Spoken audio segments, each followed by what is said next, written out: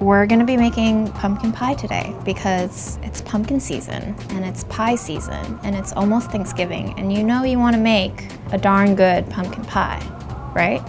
Right. I'm really hungry. So pie it is. We're gonna be doing a weird pie crust today. Not so weird, but you know, a lesser known method, I think. Flour, a shredder, a scale, and some sugar, salt, apple cider vinegar.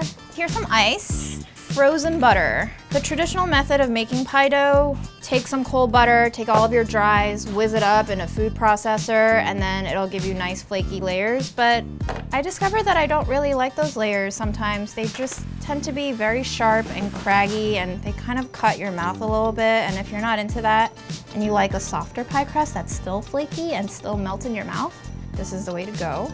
I'm also using a scale because if you don't want to dirty up all of your measuring cups and then have a lot more dishes to do later, a scale is perfect because you just dump everything in.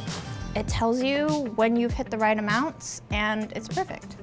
And this recipe calls for 1.5 cups of flour, which is 1 cup of flour is about 120 grams, 130 grams. I think it's a myth that you have to be exactly precise when baking. 1 or 2 grams of something like flour is not gonna make or break your recipe, but 1 or 2 grams of salt might.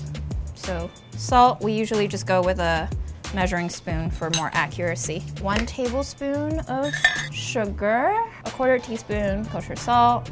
We use kosher, not table. You can see that it has larger flakes. It's less salty than table. Table salt is like very fine granules. They almost look like sand, and that means you can pack a lot more salt content into 1/4 teaspoon versus kosher salt. 1/4 teaspoon is very flaky, a lot of air inside that same volume. You can mix that up with your hands a little bit. Who needs whisks, am I right? Next, we're gonna get the ice water ready for putting into the pie dough eventually, because we want the water to be nice and cold by the time we use it. Vinegar, if you've seen Lena's episode on how to make pie crust, tenderizes the dough a little bit. You can't really taste it, so don't worry about that. Then we're roughly gonna need about 4 tablespoons of water, give or take. So I'll just set that up here for now. The reason why we have the butter frozen is because we want it as cold as possible to go into here, because we don't want the butter to completely melt into the flour. If you keep the butter in distinctive chunks or flakes, because we're gonna shred it, it helps you achieve that flakiness inside your pie crust. If it's all melted, it's gonna turn into like a shortbready kind of texture, and it's not really a crust, it's just like a cookie or a cracker. And one other thing that I would recommend doing when using this method is to put on a glove. 1, for self-protection, because you don't want to have a slippery stick of butter in your hands and then shred your own fingers. And 2, it actually helps to create a barrier between your body temperature and the butter, so it keeps the butter colder longer. So we'll just go straight in here. And usually, as I'm shredding like maybe 1/4 or 1/3 of the stick, I'll lift up and then I'll toss the butter with the flour so that the room temperature doesn't start melting and clumping the butter together. You want the butter to be as coated by the flour as possible. That way you get more layers, more flakiness. So just periodically toss it in there. And this is great too because not everybody has a food processor. They can be quite expensive. They take up a lot of counter space. You can always just go in and break it up with your fingertips if you feel like you're getting too close to the end of it. I have hurt myself many times on graters and mandolins. It's really not fun. If you feel any larger chunks like this one, just make sure you have a little bit of flour in your hands, and I just want you to like smoosh it until it's kind of flattened itself out. Coat it with flour again and just give it a smush. The flatter you get it without melting it, because the key here is not to melt the butter, the more likely it is to incorporate into the flour as a layer rather than as a chunk. Fun fact, the reason why we're not adding the ice water just yet is because water develops gluten. Right now there's very little water content in the butter, so even though we're working it a lot, we're not really developing the gluten, and gluten is what makes things tough and bready. So we're gonna wait until we see that all of the flour have taken on some of the fat from the butter. so that when we hit it with the water, there'll be less of a chance of us overworking the dough. So you can see that it's starting to take on more of a uniform golden color. Maybe just like 5 seconds more. We have our vinegar water solution here, nice and cold. And we're just gonna add it tablespoon by tablespoon. We're gonna start with 3 maybe. Any pie dough recipe that gives you a definite amount of water to add is probably lying to you a little bit. Your pie dough can't be too wet and it can't be too dry because then it won't hold. How wet your dough becomes depends on the humidity in the room that day. And also like how cold your butter is, how much you worked it into the flour. 1 more tablespoon, maybe 2 more actually. So I'm just gonna lift and keep mixing it gently. The drier parts will sink down into the bottom of the bowl, which is why I'm doing this claw motion to try to lift it up. And we're looking for this texture where it doesn't look like it's coming together, but once I squeeze it in my hands, it stays together. This is definitely getting there, but I still see some way drier parts down there, so I'm just gonna hit it with like half a tablespoon more. And then you really wanna minimize the time that you're working this dough because the warmer it gets, the faster the butter melts, and then the more shortbready your pie dough will become. So this is looking pretty good. I can pick it up in one piece, but there's still some stragglers. That's good. We're gonna rest this dough, wrap it up really tight in plastic, and let it chill for about 2 hours. Resting the dough will give the gluten a chance to kind of rest and the butter to kind of meld into the flour. Hopefully the drier parts will settle and combine with the wetter parts and it'll become just a more even dough. And also this is a good chance for you to shape it into a round puck. That way when you're rolling it out for your pie dish, it's already gonna be in that shape that you need it to be in. Use the ends to kind of push it in. You don't want any cracks to appear in this stage because if they appear now, they'll still be there when you roll it out. So we're gonna try to make this puck as smooth and as round and uncracked as possible. Seal the sides. And then I like to smush it into like an even layer. What you wanna see here is like there's pockets of butter. Those are good. That means you'll get those layers later. If you don't see any unevenness in your dough, that probably means you overworked the butter too much into the dough, or it just melted because your room is too hot or your hands are too hot. You'll still have a pie dough. It just won't be as flaky, but it'll still be delicious because butter. Butter. Into the fridge for 2 hours, and now we're gonna make the filling. So let's talk pumpkins. Everybody uses Libby's. Darn good desserts made at Delish with Libby's. We love Libby's. But I feel like if we're gonna make a pumpkin pie, we should make it with my favorite pumpkin. Actually, it's a squash, because all pumpkins are squashes, but not all squashes are pumpkins. Apparently, Libby's uses a specific type of pumpkin that they crafted from the ground up for their canned stuff. And it's great. It has this gorgeous orange color, but sometimes it tastes a little tinny. So Chels, do you want to go outside and maybe look at some pumpkins? It's great. We're going outside. Everything is going to be wonderful. Welcome to Westerly, your independent neighborhood natural market. I come here almost every day to shop for our ingredients. They're great. They're small. They're independent. What more could you want? Are you coming, Chelsea? We got the goods. These are kabocha squashes. They're pretty hefty and delicious. We're gonna go back to our kitchen and butcher these babies up. Always wash your hands. Everywhere is dirty, but especially Midtown Manhattan. We have our squashes, our beloved kabocha squashes. They've been rinsed, and now we're just gonna cut, seed, and steam. CSS. We will be composting all of the scraps because we just got a composting program in here and it's very delightful. In terms of buying the squash, about a 4-pound squash will get you almost 2 recipes worth. So I think as long as we have like 2.5 pounds, we should be good for 1 recipe, and we do. So we'll go ahead and cut this baby. It's gonna be quite a noisy process, so bear with me. Ready for a slam? Oh. Want to cut that off. It's really good if you have aggression issues. Just make sure that you use your knife safely. And then we're gonna go cut in the center down. And please don't try to force it through. If it's a very sturdy, meaty, good squash, you'll have trouble going through, and I don't want you cutting off any part of your hands. I know this sounds very violent, but we're just gonna slam it and have the knife use gravity to crack it. And now it's time for spooning. I know people love to roast pumpkin seeds, but unfortunately, these are really fat seeds. They're quite delicious. I'm just not a fan of roasting them, to be honest.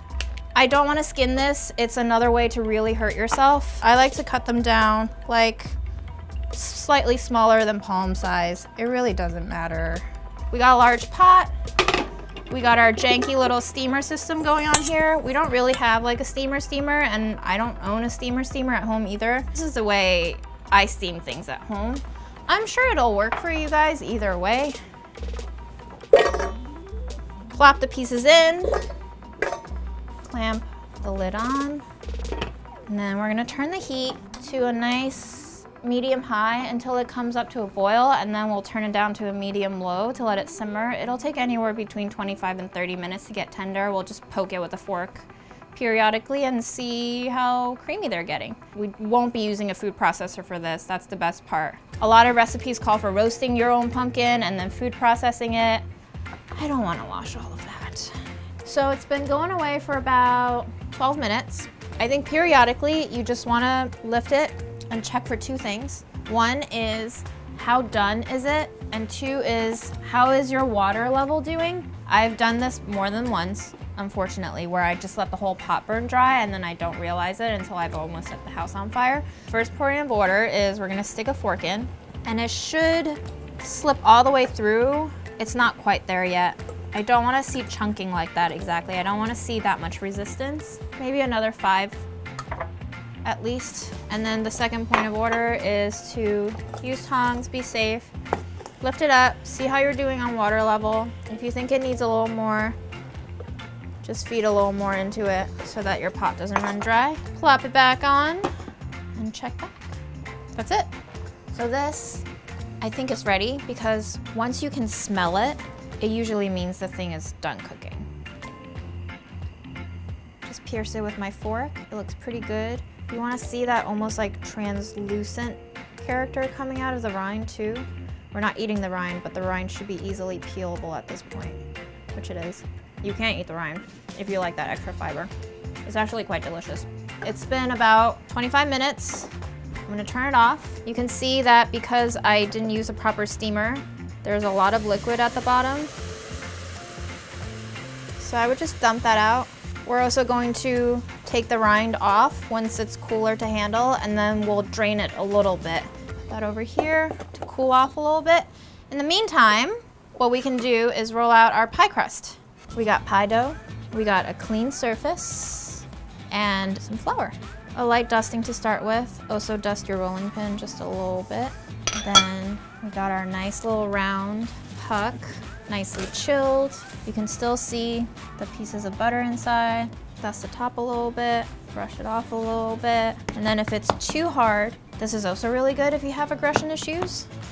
Just whack it. And that'll increase your surface area much faster without warming up too much of the butter inside. And it'll make the whole pie dough a lot easier to roll out from here on out. If you see any cracks forming at this stage, just make sure you smush them back together, so you don't want those cracks to keep going. Turn frequently serves two purposes. One, it makes sure that your round stays round. Two, you can gauge if it's getting too sticky on the bottom. You always want to check if you need more flour. Better sooner than later. Okay, that might be big enough for us. Let me just see. That looks big enough. Make sure it's centered. Make sure it has reached all the way down to the bottom. And then once you're sure you don't need all of this dough, you can start trimming. I like to reserve enough to roll under the lip. Here's the lip. I want to go one more over the lip. So probably about an inch out from the rim of the baking dish. And we can bake these cutoffs for snacking. Now we have it tucked under. We're just gonna go with a standard crimp. Fun fact, I was born in Beijing. My first time making a pie was working in a New York City restaurant kitchen, and oh boy, was that a mess. My pies did not look good. Nothing but love. What do you think? How does that look? Do I look American yet? We're gonna let this chill in the freezer for about 10 to 15 to make sure that the butter resets again, because we've definitely fussed with it a little bit. But before we do that, we're gonna prick the bottom all over so that when we blind bake this in a little bit, you won't have a lot of gases, or at least you won't have as much gases trapped underneath. You ever blind bake a pie crust and it's just like a huge bubble in the middle? Yeah, not good. Off to the freezer it goes. In the interest of time, we're gonna try to separate the rinds out now, but as you can see, it's still quite steamy. So I'm gonna go back to my glove method. In the same way that the glove prevents your hand from warming up the butter, it kind of creates a barrier between heat and your hand.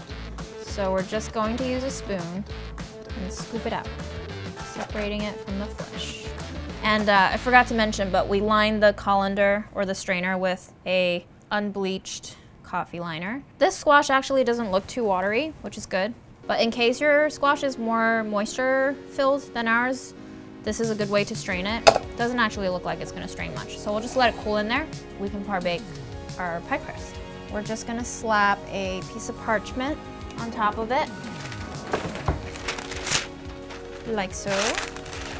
Make sure that your pie weights, in this case just rice and beans, don't actually bake into the crust. I really like, a lot of people just use beans, but I actually really like rice because rice is smaller and I could push it out to the edges to make sure that the edges don't collapse while we par-bake it. Hashtag stay crimpy. We're gonna bake it until it's just starting to get golden on the outside, maybe about 15 minutes or so at 425. At this point, you can use your Libby's if you want. You can use whatever pumpkin puree you want, but we're gonna go ahead, since we made our delicious kabocha squash, we're gonna measure out 15 ounces. We're gonna mash it until it's really smooth. I mean, if you really, really, really want a completely smooth mouthfeel and you don't want to taste any fibers in there, go ahead and food process this up. It's totally up to personal taste. I won't judge you either way. And the way you can tell if it's ready is, I mean, you can always taste it. You can also use the back of a spoon or a spatula to see that you have that nice creamy texture. This can hang out here for now. Whoop, pie crust. And we're gonna set it down. It's starting to get golden on the sides. That's perfect because we're gonna put an egg wash over it and put it back in the oven for just a couple minutes more. The egg wash essentially helps seal off the surface of your pie crust. Egg wash, basically 1 egg combined with 1 tablespoon of water. We're gonna go in the middle and just brush really lightly a layer of it. You don't want it to be like an omelet on the bottom. Then I'm gonna go around the crust to make sure that we get a shiny crust. Everybody likes a photogenic pie.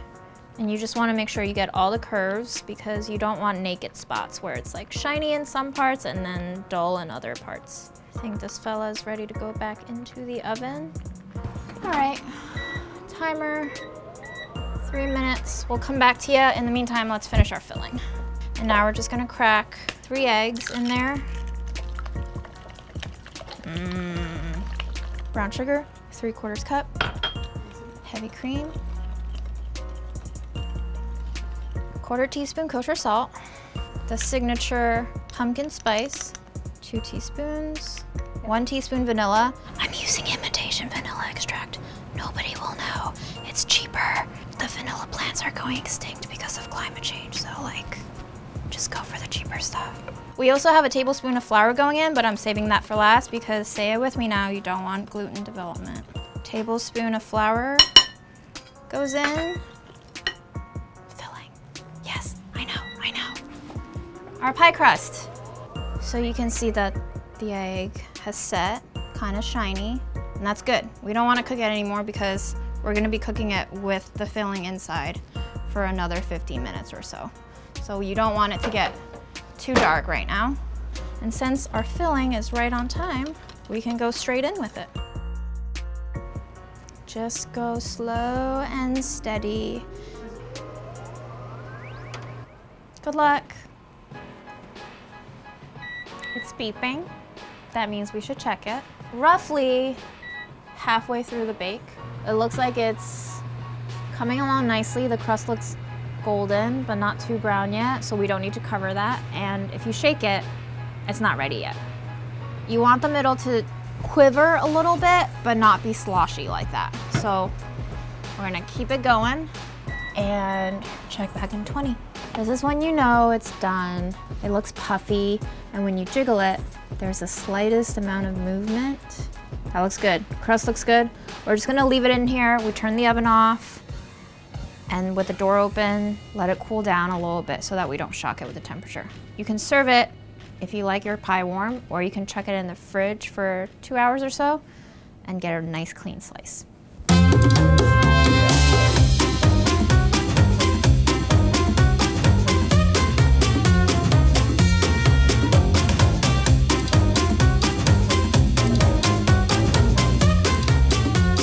We're ready to taste.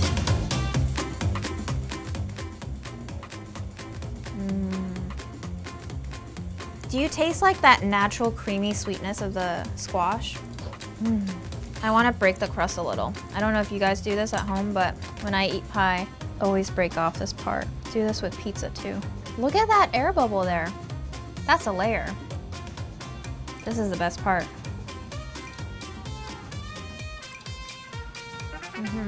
I mean, I don't know how I'm gonna describe this to you, honestly. I think you'll just have to make it. Also like our video and subscribe to our channel and comment below and let me know what you want me to make next, or if I did anything wrong with this recipe that you don't agree with, or if you just hate kabocha squash. And eat some pie. Please eat some pie, because it's delicious.